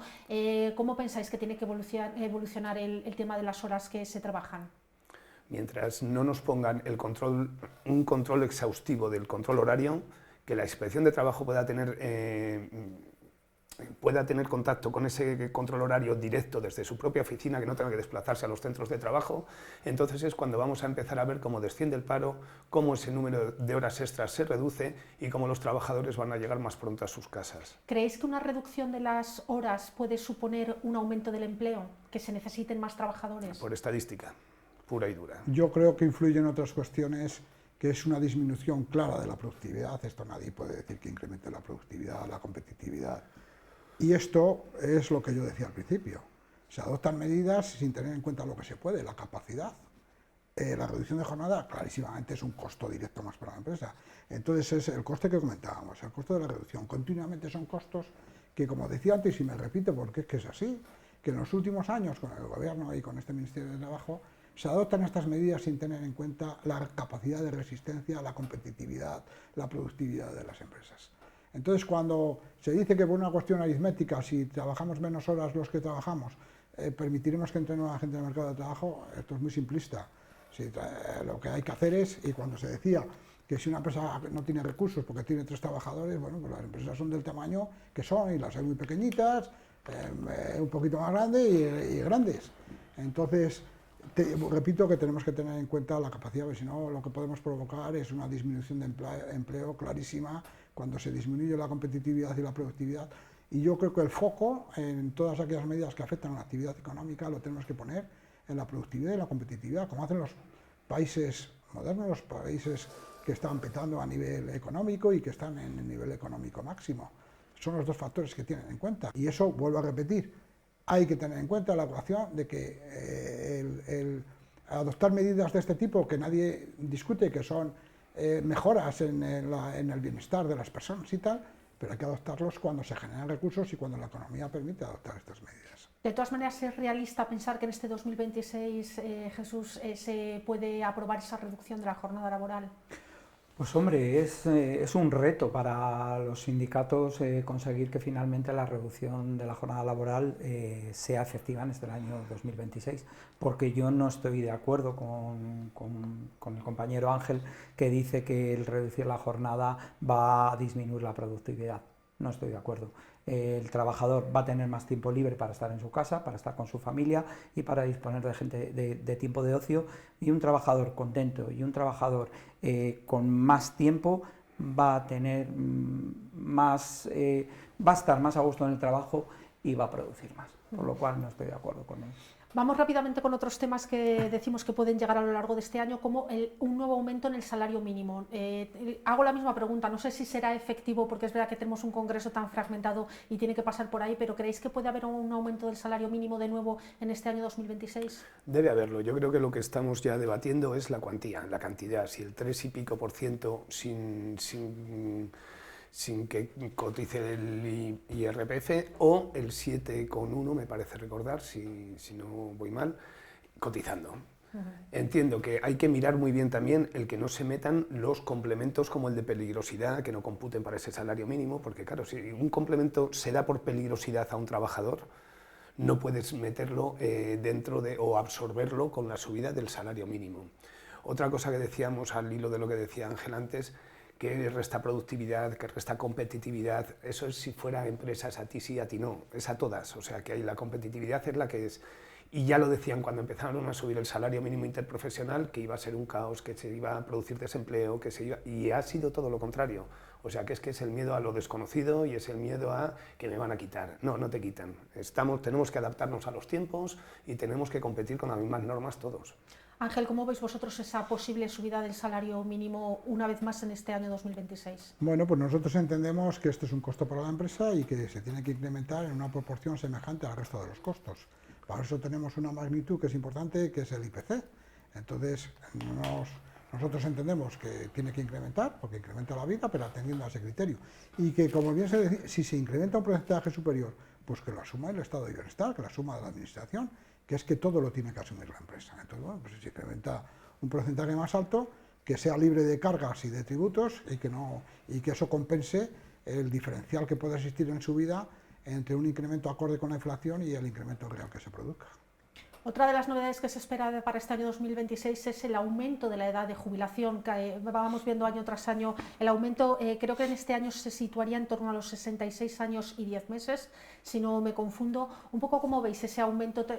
Al final tenemos que trabajar más años para mantener este sistema. ¿Cómo vais viendo ese aumento también paulatino de la edad de jubilación? Si quieres empezamos por aquí, Jesús. Bueno, es una reforma que ya se aprobó. Evidentemente hay sectores que no tendrían ni que estar hasta los 62 años y finalmente, bueno, pues evidentemente hay que sostener el sistema público de pensiones. No hay, por nuestra parte, pues ojalá todo trabajador se pudiese jubilar a los 63 años, pero sí que insisto que hay trabajos donde la edad de jubilación tendría que llegar muchísimo antes. Es penoso que un trabajador de la construcción a los 67 años todavía siga Sí, subido posiblemente se tuviera que hacer por sectores más que por edades, porque es verdad que hay diferencia entre determinados trabajos que es verdad que puedes estar en una oficina o trabajos como la construcción, ¿no? Ángel, ¿vosotros cómo lo valoráis? Pues mira, aquí, por ejemplo, parece que hay un consenso en un principio fundamental, que yo lo he expuesto directamente o indirectamente en toda la conversación que hemos tenido, que es lo que se puede. Una cosa es lo que se quiere y lo que se puede. ¿Qué querríamos todos, incluso la empresa? Que las jubilaciones fueran a los 60 años. Pero, sin embargo, hay un sistema que nos indica que esto es imposible, que no tiene capacidad de mantener esto. Y que posiblemente para que el sistema se mantenga, pues sea necesario aumentar la edad de jubilación. Pues esta misma premisa, este mismo tipo de razonamiento, es el que desde la patronal, desde el mundo de la empresa, queremos extender a todas estas cuestiones que suponen costos. Una cosa es lo que se puede y otra cosa es lo que se quiere. Pues igual todas estas medidas que hemos comentado anteriormente, pues tienen que obedecer a esto que parece que hay un consenso y que prácticamente que casi todo el mundo coincide que ojalá que la jubilación fuera anterior, pero que hay un sistema que no es capaz de soportarlo. Bueno, pues esto trasladado a todo lo que hemos comentado, pues la empresa llega un momento que tampoco va a poder soportar, asumir al 100% todas las mejoras laborales que al final son costos para la empresa. Juan, tema de jubilación, ¿cómo pues, va? Yo creo que es que tendría que hacer una reforma estructural. Lo que no se puede es que de las cotizaciones de los trabajadores estén cobrando las pensiones los unos, los otros, iba a decir, autónomos, pensiones no contributivas. O sea, vamos a ver, aquí el que cotiza por el trabajo y para una jubilación digna tiene derecho a cobrar la jubilación. El que no tendrá que tener su mismo derecho, pero que se ponga de otro lado. Como decía antes Ángel, no tiene que cargar siempre sobre lo mismo. Si es la administración la que decide tirar por este camino, que sea ella la que aporte por lo menos una parte, ya no digo toda, pero que sean las pensiones no contributivas que salgan de los ingresos que hacen los trabajadores en activo, no me parece de recibo tampoco. ¿Deberíamos de mirarlo también por sectores? Por sectores. Y la prolongación de la edad de jubilación, quede claro, yo no veo ningún currito que prolongue su edad de jubilación. Ahora a los jefes todos. ¿Por qué? Porque les van pagando más, les van subiendo su pensión de jubilación un 4% anual. Y bueno, pues quizá no trabajen tanto como no pensamos para con 70 años continuar en el Tajo. O sea... Sí, luego es que, claro, es que depende muchísimo del sector, como decíamos, ¿no? No es lo mismo un trabajo muy físico que un trabajo más intelectual que con 60 años creo que incluso puede ser incluso uno de sus mejores momentos. momentos. Los cocientes reductores se están pidiendo a empresas incluso de la administración, y me pongo así ahora de memoria con la Diputación, por ejemplo, los trabajadores de carreteras. No es normal que un trabajador de carreteras a los 65 años esté en una carretera un día de niebla que no tiene reflejos ni capacidad para saltar al arcén y lo van a llevar por delante y no son capaces de darnos ni los índices de bajas ni la información que se le ha pedido para poder intentar que esas personas se jubilen con 63 o se les recicle a otro puesto. Que también podría ser otra solución en la construcción, por ejemplo, a los 55 años, empezar a dar clases, bajarte del andamio, quitarte de la obra, pero enseñar a los nuevos, a los jóvenes, que son los que van a seguir con el oficio. Y estas personas ya con la edad que tienen, salir un poco del trabajo físico y empezar a desarrollar otra faceta. Podrían estar hasta los 65 perfectamente, pero dando clases. ¿Es factible, Ángel, Bueno, pues a determinadas edades hacer un reciclaje de los trabajadores para que, bueno, pues esos trabajos más físicos dejaran de desempeñarse a partir de determinada edad. Pues eso, como todo, pues habrá entornos empresariales, habrá empresas en las que es posible hacerlo y que seguramente la empresa lo hará, pero nadie tiene intención de que si se puede reconvertir un trabajador y es más productivo transmitiendo su conocimiento, con el ejemplo que has puesto, Juan, transmitiendo su conocimiento y su experiencia a otros trabajadores y esto es productivo, lo hará. Pero lo que no se hace es por imperativo legal y sobre todo no se puede hacer cuando estos costos lo asuma la empresa al 100%, es decir, son costos que tienen que ver con el bienestar de la sociedad, pues es toda la sociedad la que tiene que soportar esto y el soportar un costo de la sociedad significa que sea el Estado el que soporte estos gastos, estos incrementos, pero vuelvo a repetir y es que todo yo he girado en torno a esto y es que es cierto, es que todo se delega, todo se repercute a que lo asuma la empresa y entonces la capacidad es la que es. Otro de los asuntos que se está debatiendo para este año y no sabemos si saldrá finalmente adelante es ese aumento también de los días por fallecimiento cuando se trata de un familiar directo, que creo que en estos momentos está entre los 2 o 3 días, dependiendo muchas veces de los convenios, que pasará a 10 días. ¿Cómo valoráis esa medida? Mismo, vuelvo a repetirme lo de antes, cualquier mejora para el trabajador y más en una situación donde ha perdido un familiar, donde moralmente no se encuentra bien y donde física y psicológicamente menos, pues evidentemente cualquier ampliación de los permisos me parece una medida perfecta y aparte necesaria. Mucho, poco, demasiado, ¿cómo valoramos esos 10 días? Me parece positivo porque es un derecho, un permiso más. Además es que te pones a pensar, fallece tu padre o tu madre, tienes que ir a hacer papeles de herencias, tienes que ir a hacer documentaciones que si pides permiso en el trabajo no te lo van a dar. Con lo cual, si tienes esos días, tienes la posibilidad de hacerlo sin tener que recurrir a otro tipo de permisos o a otro tipo de situaciones. Si es tu pareja, pues lo mismo, entre que cambias papeles de todo, de vivienda, de vehículo, de tal, o sea, es que te tiras, ¿cuánto? Hasta casi 6 meses, o sea, si esos 10 días, no sé si cogerlos de golpe, pero decir, me cojo 5 días y tengo otros 5 puntuales para ir a hacer documentaciones a entidades bancarias, a notarías, a todos los sitios donde hay que ir, y yo creo que es positivo, pero bueno, la empresa dirá lo de antes. Sí, me imagino que en el mismo sentido. Es que esto pone de manifiesto y refuerza el razonamiento que yo he tenido a lo largo de toda la tertulia. Y podíamos seguir así, pues todo el programa, con muchas medidas, y al final ¿en qué consiste todo? En que hay una parte, que es la parte de los trabajadores y los sindicatos, que yo la entiendo, y que entendemos todos. ¿Y por qué en vez de 10 días 15? Porque pasar de 2 a 10, pues, pero con esta reflexión, con esta medida es como con todas. Pero vuelvo a repetir, y lo repetiré tantas veces como salga esta cuestión, que estos son costos directos para la empresa y los soporta la empresa. Y que si esto es una cuestión que redunda en la calidad de vida de todos los ciudadanos, porque lo soporte el Estado. También entiendo que 10 días por un fallecimiento, yo entiendo que es pedir, como si mañana dicen que las vacaciones en vez de ser un mes, pues son 3 meses. Pues están en ese ámbito y en esa proporcionalidad.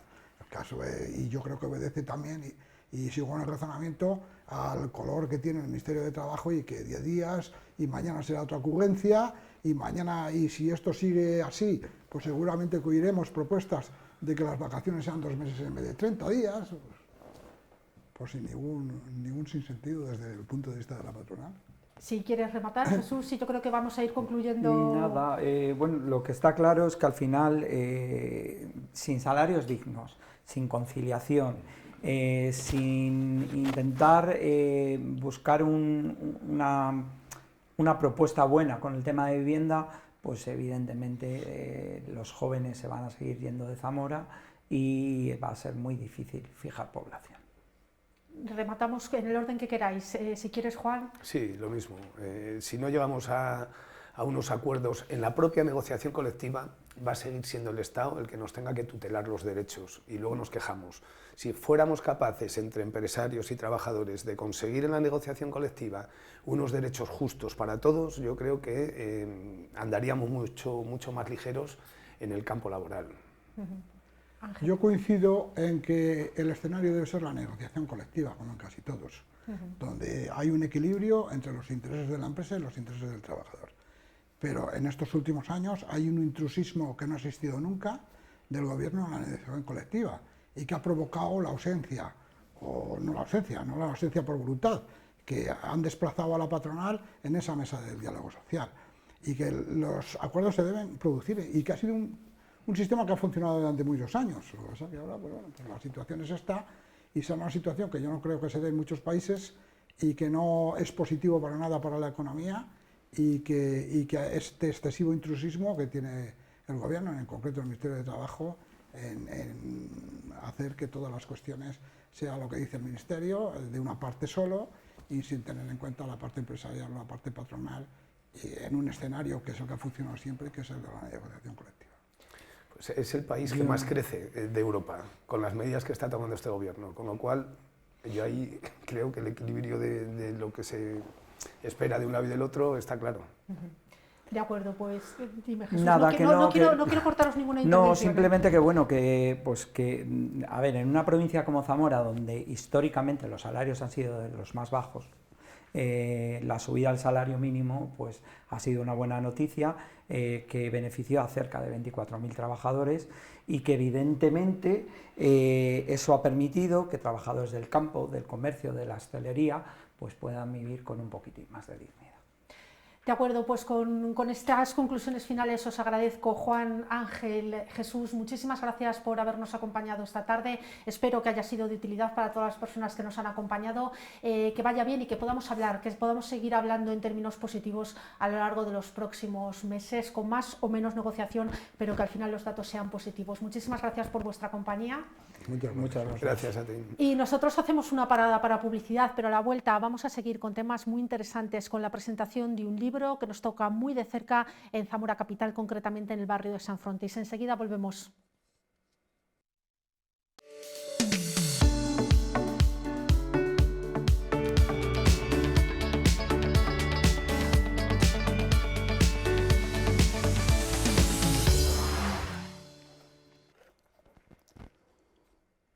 Hoy nos visita José Ángel Rivera de las Heras, sacerdote, párroco de San Frontis, doctor en Historia del Arte y el autor de numerosas publicaciones, entre otras esta que tengo aquí, San Frontis Extraponten, un libro de gran formato, como están viendo, que habla de la historia, de las tradiciones del arte en el barrio de San Frontis. José Ángel, buenas tardes. Muy buenas tardes, Cristina. Gracias por estar aquí, por traernos esta maravilla, cómo pesa el libro, es de estos libros de una buena edición, y queremos bueno, pues que todos los zamoranos se acerquen a esta obra. Cuéntanos un poco qué presentamos en este libro.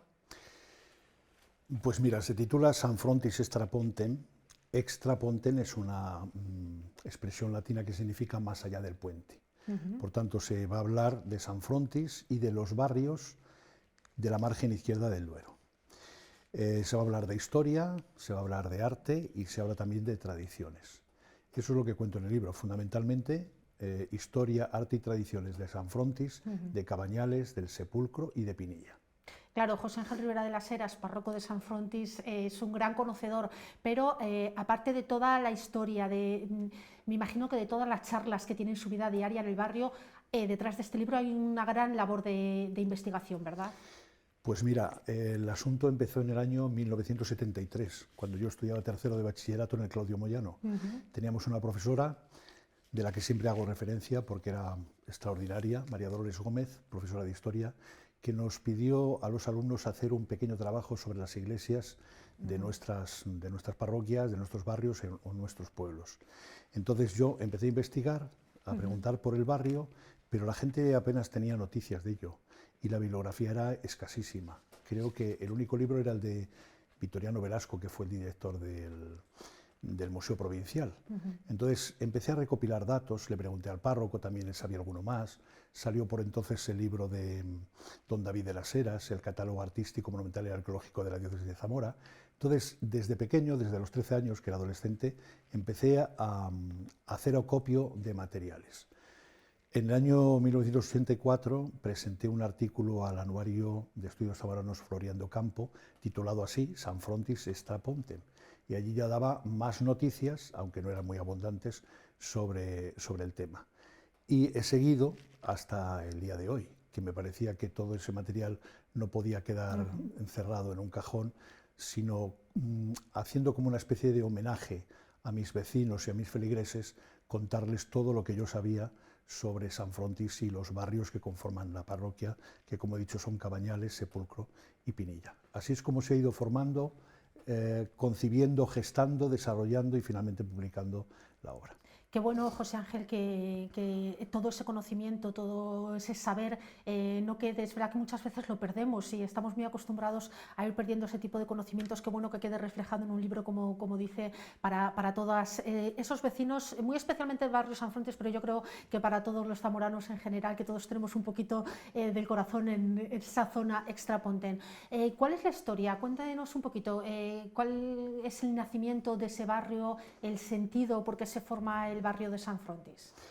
Bueno, pues en principio, vamos a ver, a finales del siglo XII, principios del siglo XIII, hay una repoblación de Zamora con gentes venidas de otros lugares. Y vino aquí un franco, es decir, un francés, de la zona del Perigord. Y él decidió fundar una alberguería y un hospital en lo que es hoy la iglesia de San Frontis. Con el tiempo, pues alrededor, en torno a ese hospital y a esa alberguería, fue creciendo el caserío. Y con el tiempo también ese hospital y alberguería se transformó en una iglesia parroquial, en una abadía se llama, porque era el párroco, el cura, tenía la dignidad de canónigo en la catedral, era el abad de San Frontis. Entonces así fue creciendo el barrio y bueno, pues desde el siglo XIII, él murió en 1215, hasta la actualidad, pues el caserío ha ido creciendo, se ha ido desarrollando como parroquia y como Puebla, la Puebla de San Frontis, Extraponten, y cosa distinta es el barrio del Sepulcro. La iglesia fue construida en el siglo XII, perteneció a los caballeros de la Orden de San Juan, y luego Cabañales, que estaba junto al puente, y finalmente Pinilla, que se ha desarrollado en el siglo XX. Que por cierto esta es la primera vez que se hace una pequeña historia del barrio de Pinilla. Ajá.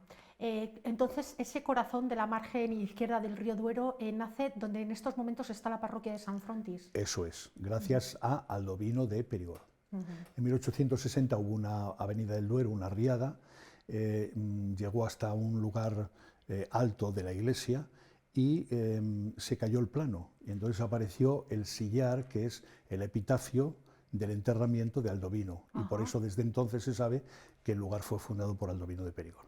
Un barrio muy ligado precisamente al río, a los puentes, ¿no? Extraponten. Yo creo que toda esa zona ha ido en su crecimiento muy ligada siempre a los puentes, a esos vestigios que tenemos de ese primer puente. Un poco, ¿cuál es la historia también ligada a esa comunicación con el resto de la ciudad? Pues a través de un puente del cual quedan solamente unos restos, lo que llamamos los Peñones, y después el puente nuevo, que es el que comunica Santa Lucía con Cabañales. Los demás, el puente de hierro ya es moderno, y los otros también, el puente de los Poetas y el puente nuevo. Es interesante también tener en consideración que en la margen izquierda hubo un desarrollo de vida religiosa muy interesante. Primero, las monjas dominicas del convento de Santa María, o monasterio de Santa María la Real, de las Dueñas. También los caballeros sepulcristas en el barrio del Sepulcro. También el convento de San Francisco, que es hoy Instituto Hispanoluso. Y por último, el monasterio de San Jerónimo, que después pasó a ser esa zona, que debía ser zona arqueológica, una zona industrial, Zamora Industrial Sociedad Anónima. Es verdad que no me había parado nunca a reflexionarlo, pero ahora que nos hace la reflexión, es verdad que tiene ¿por qué tiene esa importancia? Todavía se conservan restos dentro de la cerca que se pueden visitar. Y también tenemos la portada, una de las portadas del monasterio, en el Parque del Castillo, en la zona junto al atrio de la catedral. Y esas columnas que vemos de granito también pertenecieron al monasterio de San Jerónimo. Debía de ser una fundación extraordinaria, con el patronato de los condes de Alba del Este, que se enterraban allí también. ¿Cuál es el motivo de que hubiera tanta presencia de órdenes religiosas en esa zona?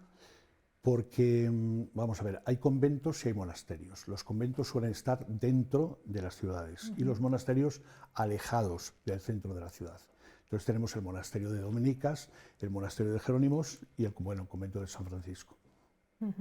Estaba leyendo el índice, ¿no? Que hay una cantidad de trabajo, pero veo en ello dentro los desastres naturales, ¿no? Que me imagino que también ha marcado mucho la historia y el día a día de la zona. Sobre todo esa riada del año 1860, que dejó destrozadas las partes bajas de la ciudad, principalmente la Horta, Santa Lucía y también San Frontis y Cabañales. Ese es el mayor desastre natural del cual tenemos constancia documental. Claro, porque el río Duero siempre se ha comportado, ahora es verdad que está mucho más encauzado y mucho más controlado, pero es verdad que a lo largo de la historia, bueno, pues el río Duero, un gran río, ha tenido ese tipo de comportamientos históricamente, ¿no? De desbordamiento, claro, en una época de lluvias constante, al final pues el río se desborda. Sí, sí. ¿Cuáles son en estos momentos, aparte de los restos arqueológicos que nos ha mencionado algunos de los que quedan, toda la parte de arte que podemos visitar, conocer en esa zona? Pues fundamentalmente la iglesia de San Frontis y la iglesia del Sepulcro. La iglesia de San Frontis es una iglesia con restos románicos, después tiene añadidos posteriores de época barroca, pero conserva bienes móviles muy interesantes, por ejemplo el retablo mayor, que es del siglo XVI, que está documentado en su talla, en el ensamblaje y también en las pinturas. Hay imágenes de un artista luso llamado Gaspar de Acosta, el Cristo de los Afligidos, y también el Nazareno, el Jesús del Vía Crucis. Hay también dos retablos interesantes del siglo XVII, hay platería muy interesante también, muy destacada, y hay un cuadro de un pintor catalán que trabajó mucho en Roma, en México, volvió de nuevo a Roma, que fue regalado por el Papa Pío IX, que fue el que declaró el dogma de la Inmaculada Concepción, se lo regaló a Fray Antonio Martín Vienes, que fue el último padre general de los trinitarios que nació en San Frontis. Y entonces ese padre general lo regaló a la iglesia, un cuadro también firmado. Hay cosas muy interesantes. En el Santo Sepulcro, que a lo mejor es más desconocida, ¿no? Yo creo que San Frontis a lo mejor está un poco más abierta a la sociedad, o no sé si el tema de la Semana Santa también hace muchas veces que quede más abierta, y el Santo Sepulcro queda un poquito más apartada, pero ¿qué nos podemos encontrar allí? Pues también se puede visitar, sobre todo en los domingos y días festivos, antes y después de las celebraciones litúrgicas. Es una iglesia muy bonita, muy sencilla, con una capilla mayor ya abovedada de forma gótica, tiene la Virgen de la Guía, tiene el yacente del siglo XIV, otro crucifijo del siglo XIV,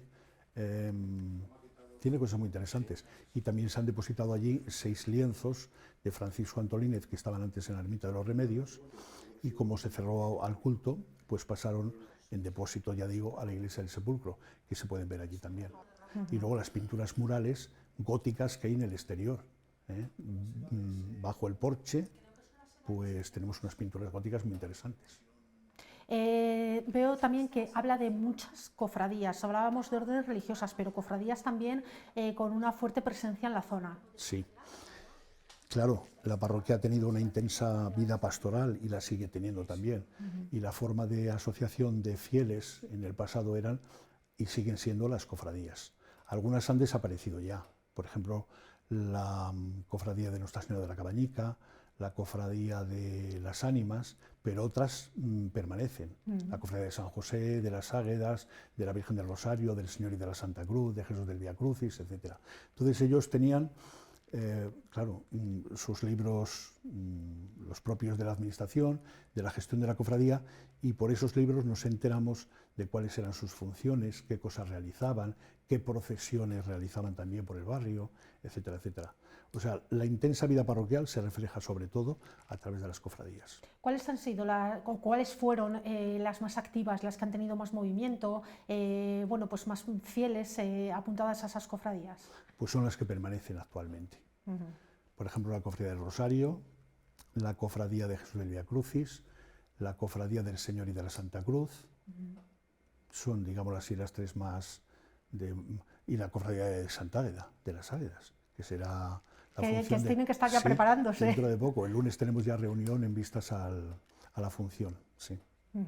En los distintos análisis vemos también que habla de antiguas ermitas. ¿Qué ermitas podíamos encontrar? No sé si quedan vestigios, si las podemos encontrar y cuál es su estado. Lamentablemente ya no existe ninguna. Ninguna. Solamente restos de la cofradía, perdón, de la ermita de la Santa Veracruz, que estaba al final del barrio, en el camino de Sayago.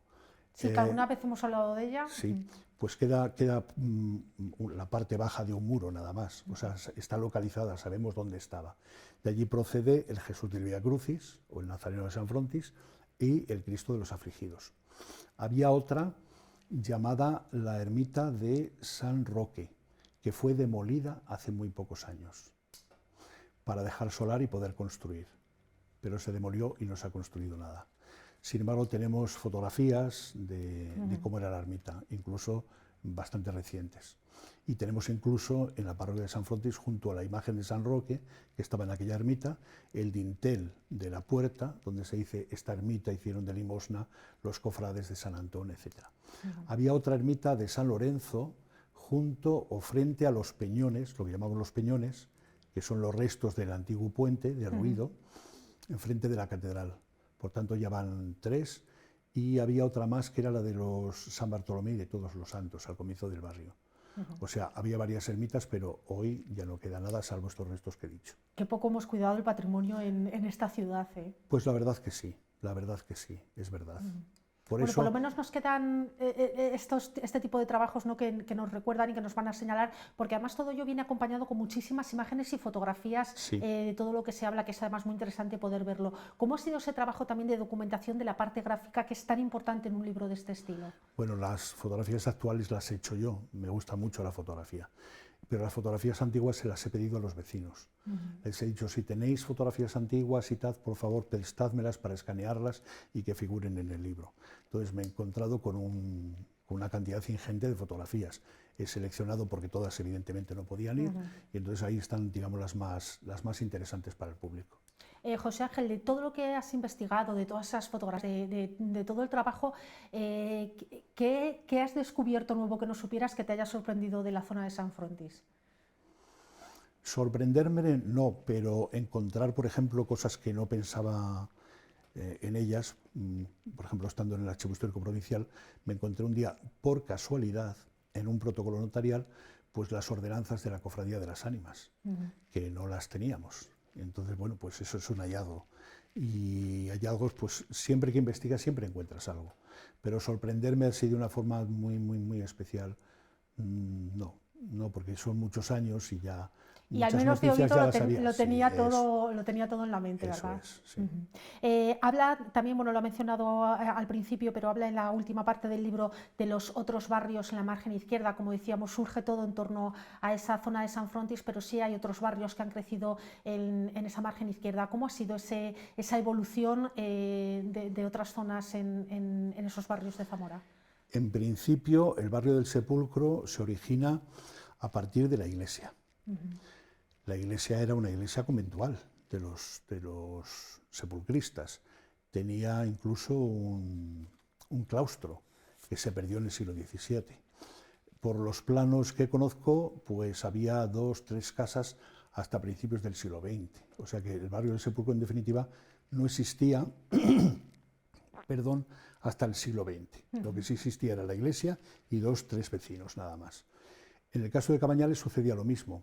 Estaba primero el convento de las dominicas y poco a poco se fue ampliando, aunque el barrio de los Cabañales, se llamaba así, de los Cabañales, era, bueno, pues viene ya de época del antiguo régimen, no es del siglo XIX o del siglo XX, aunque adquiere un gran desarrollo en el siglo XIX.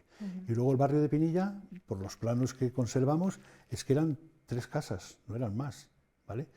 Pero claro, se necesita ensanchar la ciudad y se necesita comunicar bien con Salamanca. Se hace el puente de hierro, porque el puente de piedra es muy poco para el tráfico. Entonces, a partir de ese momento en que se construye el puente de hierro, se empieza a construir ya el caserío de Pinilla. Y va agrandándose, ampliándose a un lado y al otro de la carretera de Salamanca. Claro, el barrio de Pinilla, que es en estos momentos el más populoso de esa margen izquierda, nace, es que es su propia geografía, ¿no? Es la continuación del puente de hierro y del crecimiento de la ciudad de Zamora. Sí. Lo único que había en Pinilla eran las aceñas, que desde época medieval, y por los dibujos y los planos que conservamos, 2 o 3 casas nada más. ¿Cuánto le han ayudado, nos lo ha dicho antes que con fotografías, pero cuánto le han ayudado todos los vecinos de los distintos barrios, sobre todo de San Frontis, para que este libro sea una realidad?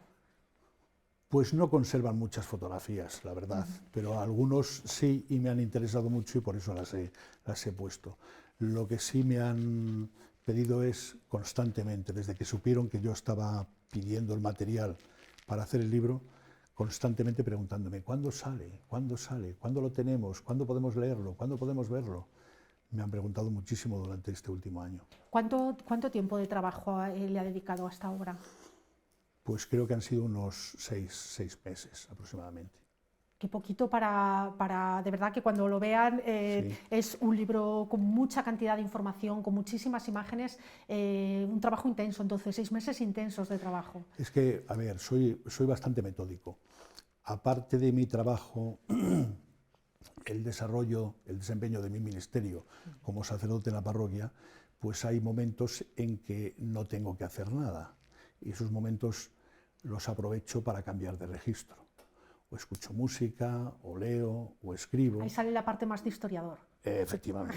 Entonces, esa hora o esas 2 horas que pueda tener al día, pues las dedico a esto. Para mí, personalmente, es un divertimento. Pero si esto cumple una función social, pues lo hago siempre con mucho agrado. Porque al final, pues me gusta ver el trabajo que he hecho y que los vecinos lo disfruten, evidentemente. Bueno, pues ahora que ya tenemos aquí el libro, para que lo sepan no solo los de San Frontis, sino toda Zamora, ¿cómo podemos hacernos con esta obra? Pues lo ha editado y se ha impreso en Granada, una empresa que se llama Arti Esplendore, Óptima Cultura. Entonces nosotros hemos hecho la maquetación aquí, Gonzalo Piorno, en Cabañales, le hemos mandado ya la maquetación hecha y ellos solamente se han encargado de imprimir. Y ahora han traído los ejemplares a la ciudad, los tenemos allí en la parroquia de San Frontis, pero como yo no quiero formar parte de ninguna transacción comercial, ni recibo ningún emolumento ni ninguna compensación económica, las librerías que quieran pueden pedirlo allí a la parroquia y ellos se entienden con la empresa granadina. De momento, las librerías que disponen del libro son la librería diocesana, la librería Semuret y Mil Hojas. Pero si alguna librería más está interesada, pues se les ofrece también. Nos decía antes el precio, que preguntábamos por él, porque realmente es una edición muy buena. 25 euros, me sorprendía el bajo precio. Eso tiene también una razón de ser, ¿no? Claro, porque yo prefiero prescindir del beneficio económico y mirar más a la finalidad social. Es decir, que la gente pueda comprarlo, pueda leerlo, pueda estudiarlo y, pues eso, disfrute de él. Claro. Un libro que normalmente, bueno, pues podría costar sin ningún problema en torno a los 50 euros para que el autor tuviera beneficios. Bueno, pues en este caso José Ángel ha renunciado a esa parte para que el libro pueda venderse con más comodidad, porque 25 euros, bueno, pues ya es una cuestión mucho más asequible, ¿verdad? Sí, lo hago siempre. Otra cosa que me gustaría decir es que el prólogo lo ha redactado Florian Ferrero. Ajá, es verdad. El exdirector del Archivo Histórico Provincial. Él accedió cuando se lo pedí muy gustosamente y la verdad que muy gustosamente me gusta que aparezca en este libro el nombre de Florian. Muy bien, José Ángel, pues como siempre un placer, una maravilla de libro que aconsejamos a todos los zamoranos que se puedan acercar a él, porque tiene un trabajo, como decimos, muy interesante de la historia. Solamente para terminar, sí que me gustaría preguntarle, ¿cómo ve en estos momentos al barrio? ¿Cómo está San Frontis, usted que lo conoce tanto como párroco, y cuál cree que son las principales necesidades que tiene San Frontis en estos momentos? Yo creo que San Frontis secularmente ha estado un poco olvidado respecto al centro de la ciudad, a la capital. El Duero nos ha separado mucho. Sin embargo, en estos últimos años veo que estamos mucho más cercanos, los del centro y los de los barrios. En esto ha influido mucho también la relación de la Semana Santa, el traslado del Nazareno, el Martes Santo, etc. Yo creo que le ha hecho mucho bien. Yo he hecho todo lo posible porque barrio y ciudad estuvieran unidos, que no hubiese separación. El Puente Nuevo también ha influido un poquito en estar algo más cerca, ¿verdad? Ha influido muchísimo. Y mira que yo recuerdo cuando estaba en la Comisión Territorial de Patrimonio, que se debatía mucho sobre la ubicación del nuevo puente. Y yo les decía, es necesario hacer un puente aguas abajo para recoger el tráfico que viene de Sayago y conectar también con el tráfico que va hacia Aliste. Bueno, finalmente reconocieron que ese era un buen lugar para el puente y claro, está muchísimo mejor comunicada la ciudad con el barrio. También en los últimos años se han hecho nuevas construcciones, aunque están prácticamente algunas han quedado paradas, no se han culminado, se han frustrado, sobre todo por la época de la COVID, ¿vale? Y hay personas nuevas, pero que no han nacido, no son originales del barrio. Lo que más me apena es yo, que nací en ese barrio, me he criado en él, he desarrollado mi ministerio en él, voy viendo cómo hay personas a las que yo conocía de toda la vida que han ido falleciendo, y eso, el no verlas, me cuesta ya mucho trabajo, porque lo que era el barrio de San Frontis en tiempos, con los niños jugando en la plaza y demás, pues ya eso ya no existe. Y las personas que conocía y que eran mayores, pues han ido partiendo ya de este mundo. Entonces eso me cuesta un poco de trabajo, la verdad. Es el día a día de la ciudad y de los barrios, de los pueblos, lo comentábamos también un poquito antes de comenzar, ¿no? Bueno, pues de una sociedad envejecida y que afecta muy especialmente, bueno, pues yo creo que se nota más en los barrios, como nos pasa con los pueblos, es lo que hay, pero bueno, sin duda es un barrio hermoso, un barrio muy ligado al río Duero y un lugar de disfrute, yo por lo menos un lugar para pasear maravilloso como pocos hay en Zamora. Claro. José Ángel lo sabe bien con ese ánimo que tiene siempre de salir con las fotografías. Y dentro de poco se abrirá también Los Pelambres, donde iba tantas veces Claudio Rodríguez y donde tantos zamoranos del centro de la capital bajan abajo, disfrutan. Pues sí, hay zonas, siempre fue una zona de huertos, de fincas, de josas, zona como de recreo. Puede seguirlo siendo. Con esa reflexión nos quedamos. José Ángel, muchísimas gracias por acompañarnos esta tarde. Gracias a vosotros, Cristina. Y a todos nosotros, pues nada más, que se nos ha acabado el tiempo, pero que mañana viernes nuestro compañero Pablo Carretero estará aquí. Pablo Carretero no, mañana viernes va a estar Héctor Segurado, aquí con mucho más programa. Les esperamos, gracias por su compañía, que tengan una feliz tarde.